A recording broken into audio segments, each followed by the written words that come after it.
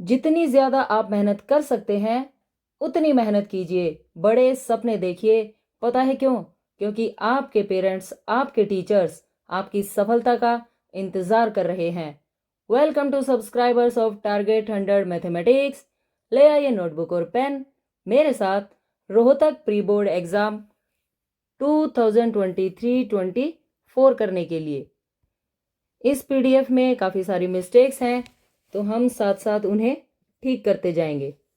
3 hours का ये paper 80 marks का है। All questions are compulsory. Part A में 20 क्वेश्चंस हैं 1 मार्क के। क्वेश्चन नंबर 1, 52 और 320 का महत्तम समापवर्तक बताना है, यानी HCF। 52 से 320 को डिवाइड करना है। 52 6 जा 312, 10 माइनस 2 8। अब 52 को हम डिवाइड करेंगे 8 से। 8 6 जा 48, 4 रिमाइंडर, 4 से 8 को डिवाइड किया जाएगा, 4 2 जा 8। ओके, ये नंबर होता है HCF। So B is correct answer. Now question number 2, 2 और 3 के बीच की अप्रिमेय संख्या बतानी है। देखिए, √2 अप्रिमेय संख्या तो है, लेकिन इसकी वैल्यू कितनी होती है? 1.414। √3 इसकी वैल्यू होती है 1.732। √6 इसकी वैल्यू होती है 2.449। और 6 तो प्रिमेय संख्या है, हमें बतानी है अप्रिमेय संख्या। 2 और 3 के बीच में इन तीनों में से कौन सा नंबर आता है? ये वाला। सो B is correct answer. Okay, now question number 3, t² - 15 के शून्यक बताने हैं। जब भी आपको किसी बहुपद के शून्यक बताने हो, उसे इक्वल रख दीजिए 0 के। माइनस का 15 दूसरी साइड जाकर प्लस के 15 में चेंज हो जाएगा। और जब भी आप स्क्वायर हटाते हैं तो अंडर रूट लगता है, और अंडर रूट के साथ plus minus. So answer will be this one. C will be correct answer. Now question number 4, इस समीकरण में A1/A2, अब ये प्लस का निशान नहीं होना चाहिए यहाँ पर, निम्न में से कौन सा सत्य है? तो हम ये दोनों रेशो चेक कर लेते हैं। इस कोफिशिएंट को A1 कहेंगे, इसको B1। ये है A2 की वैल्यू और B2 की वैल्यू -3। तो चलिए चेक करते हैं। A1/A2 यानी 3/2, और B1/B2 की वैल्यू ये है 2 और ये है -3। 2/-3, क्या ये दोनों वैल्यूज इक्वल हैं? नहीं। A1/A2 not equal to B1/B2। जब भी ये वाली कंडीशन आती है तो हमारे पास हमेशा उन इक्वेशंस का अद्वितीय हल होता है, यानी यूनिक सॉल्यूशन। ओके,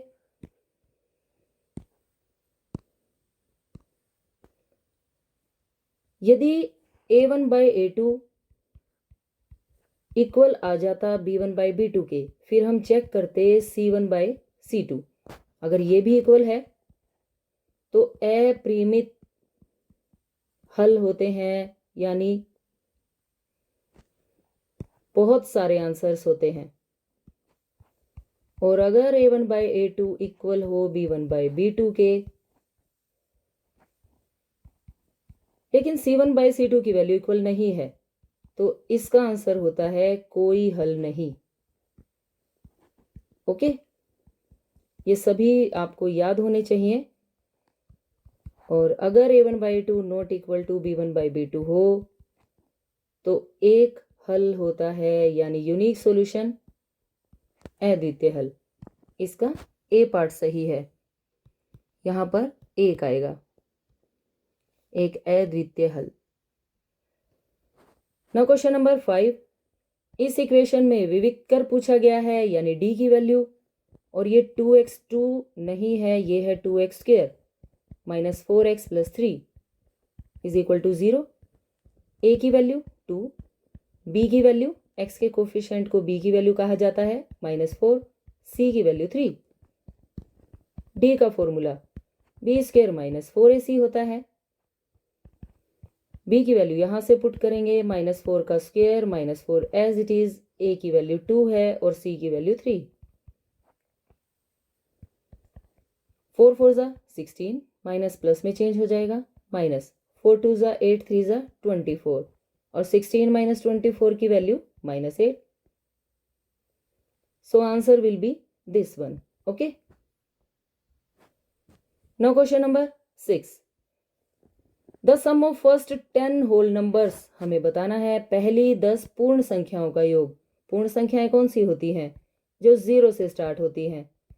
और ये 10 कब होंगी? जब आप 9 तक पहुंचेंगे। ये नंबर 9 और ये 10। ओके, हमें इनका सम बताना है। सम के लिए आप रूल अप्लाई कर सकते हैं n/2 a + l। ये कितने टर्म्स हैं? 10। फर्स्ट टर्म क्या है? 0 और लास्ट टर्म क्या है? 9। 2 5 ज़ा 10 और 9 5 ज़ा 45। सो answer will be this one. यहाँ एपी के सम का ये रूल अप्लाई हो सकता है क्योंकि ये एक एपी है। ओके,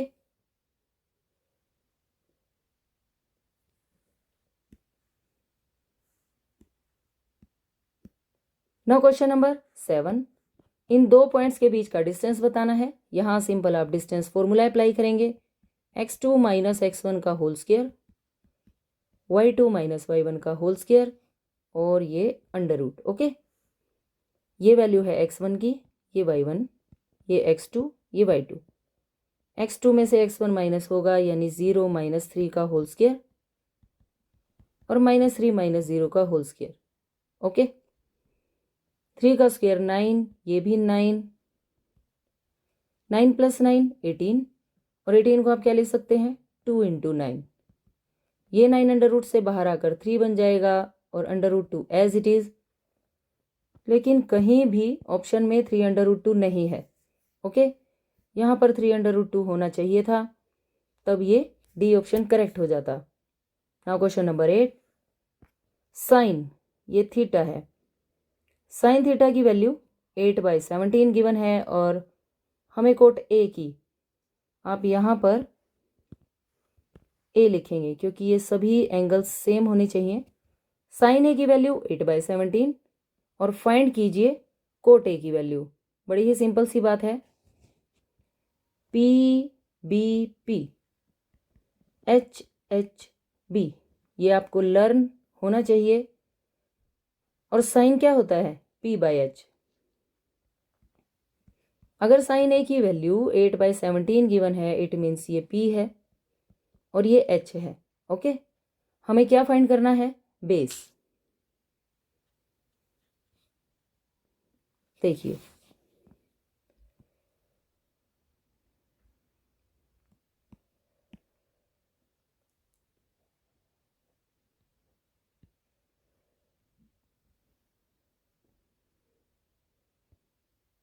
ये है एक राइट एंगल ट्रायंगल।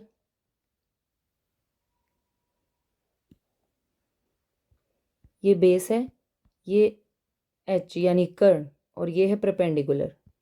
यहाँ पर हम एंगल A मान लेते हैं और यहाँ आप मानिए, क्योंकि आप B को यहाँ पर यूज़ कर रहे हैं इसलिए हम इन्हें मान लेते हैं C और D।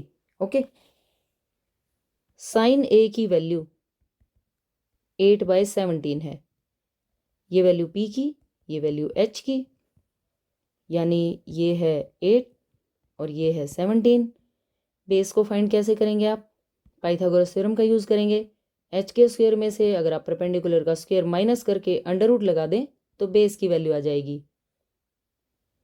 17 का स्क्वायर माइनस 8 का स्क्वायर अंडर रूट। 17 का स्क्वायर होता है 289, 8 8 ज़ा 64, दोनों को सब्ट्रैक्ट किया 2 2 5 और इसका under root 15। It means base की वैल्यू क्या आ गई? 15। हमें फाइंड करना था कोट ए। पंडित बद्री प्रसाद हर हर बोले, ये वाली वैल्यू 10 की होती है और यहाँ पर होती है कोट की। कोट होगा B/P, B/P b की वैल्यू कितनी है 15 और p की value 8, so answer will B 15/8, यानी A is correct answer.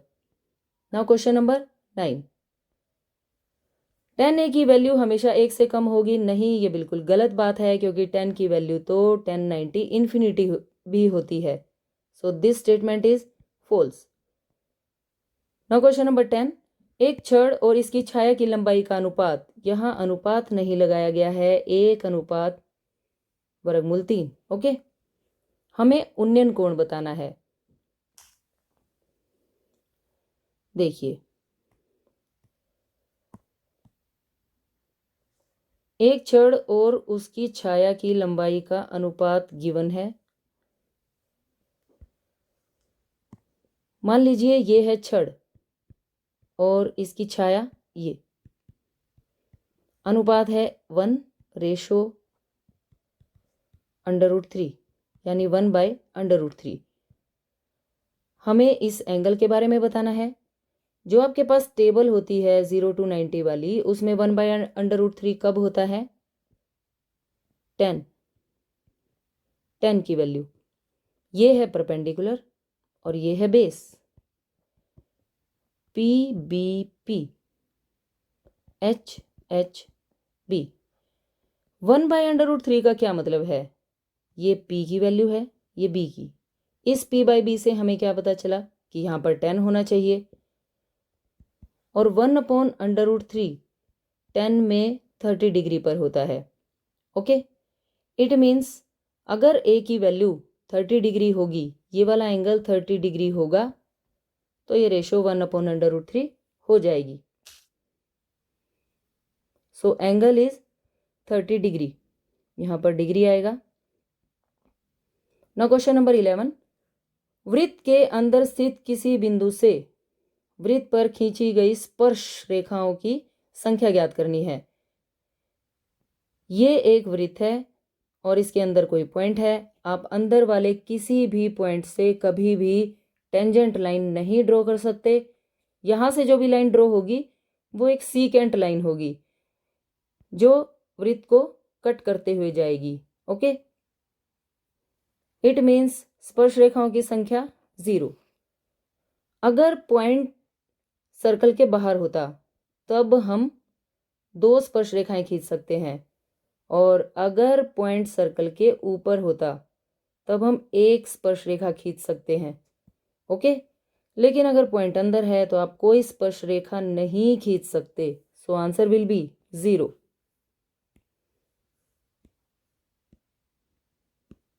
Now question number 12, angle POQ की वैल्यू 110 गिवन है। अगर आप डायग्राम को ध्यान से देखें तो यहाँ पर हमें 120 दिखाई दे रहा है। कोई बात नहीं, एंगल चाहे कुछ भी हो, उसी हिसाब से हम इस वाले एंगल को फाइंड कर लेंगे। अगर ये वाला एंगल 110 है तो सामने वाला एंगल हो जाएगा 70 डिग्री। इसके लिए आपको 180 में से 110 को माइनस करना पड़ेगा, ओके। और अगर ये एंगल 120 है तो 180 में से जब आप 120 को माइनस करेंगे तो 60 डिग्री, ओके।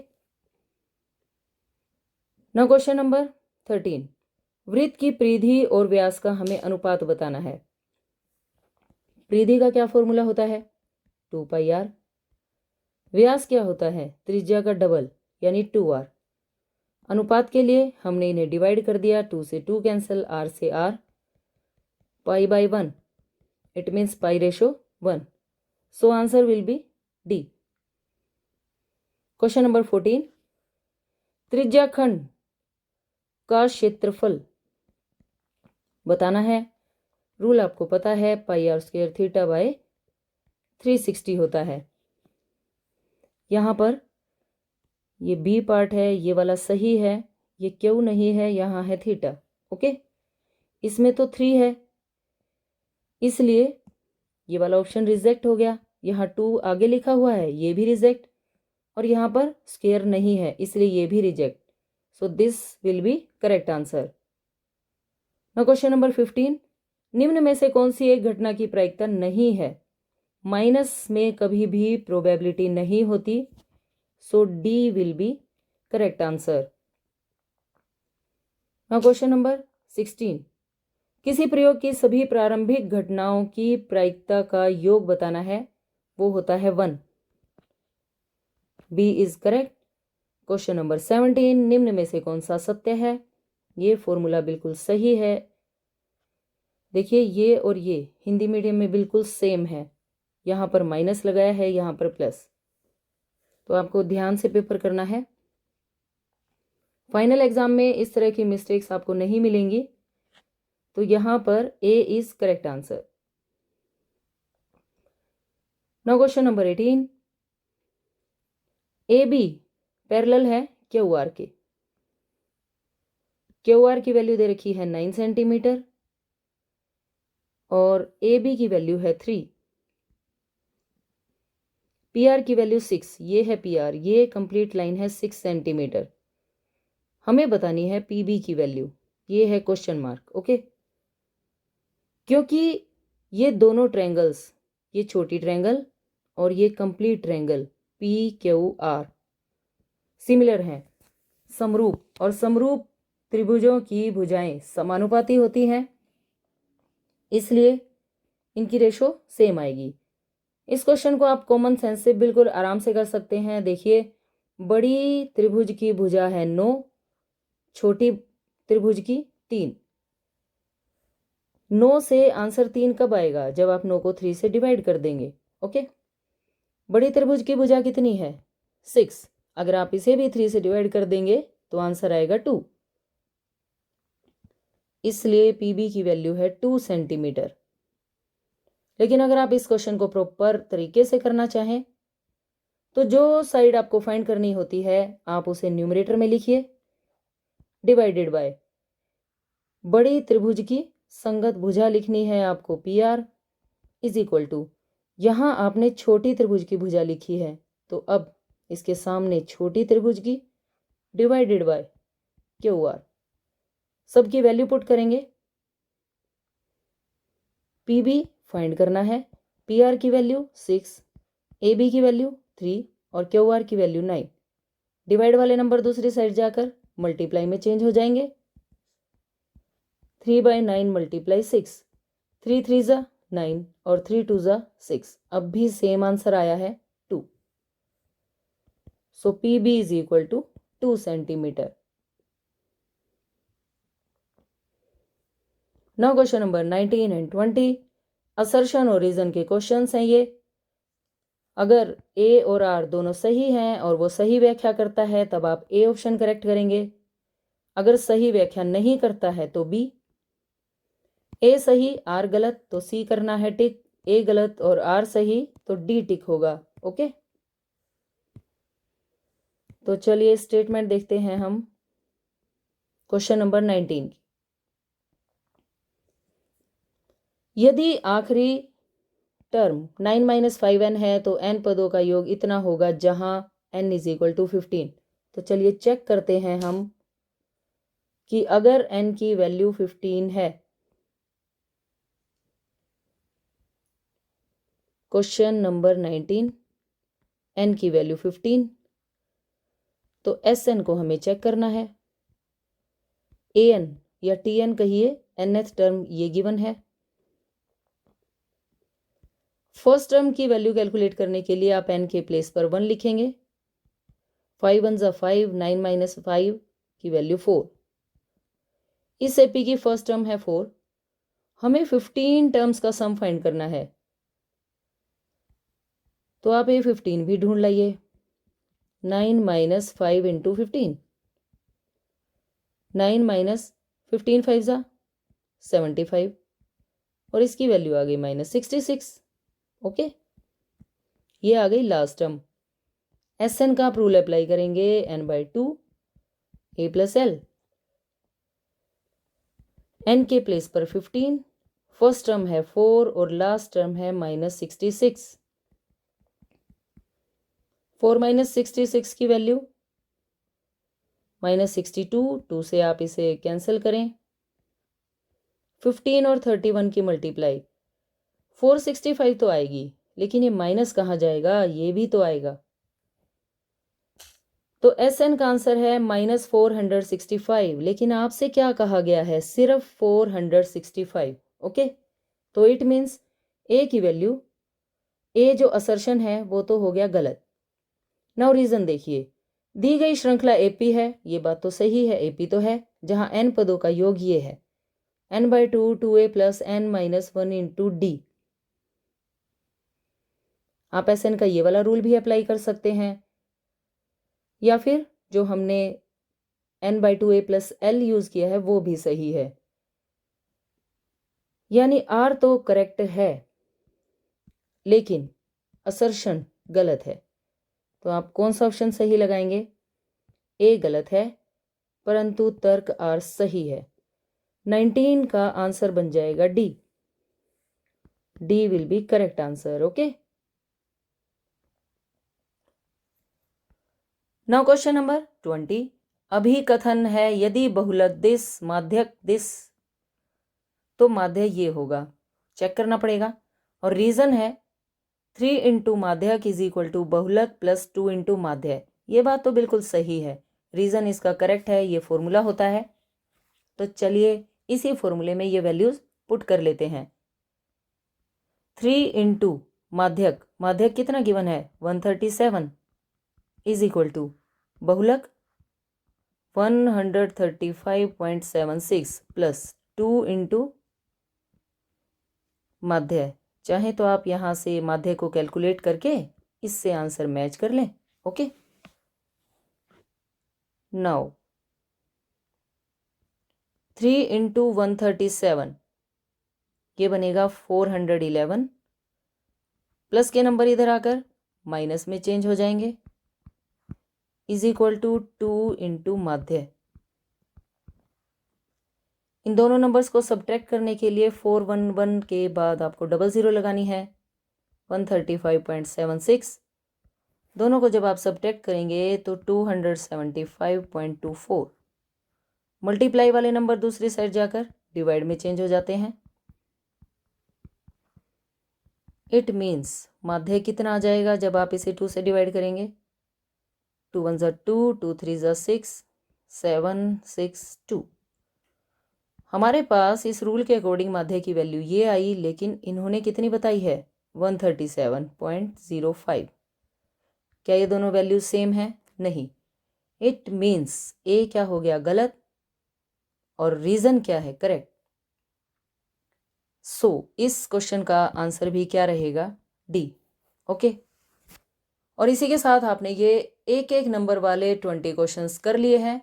मुझे उम्मीद है कि सभी क्वेश्चंस आपको अच्छी तरह से समझ आ गए होंगे। आपको इन्हीं क्वेश्चंस की अच्छी तरह से प्रैक्टिस करनी है। Thanks for watching. वीडियो को ज़्यादा से ज़्यादा लाइक करें, शेयर करें। Bye bye, take care. और पार्ट बी की वीडियो आपको सबसे पहले मिले, इसके लिए चैनल को सब्सक्राइब करना बिल्कुल ना भूलें। ओके।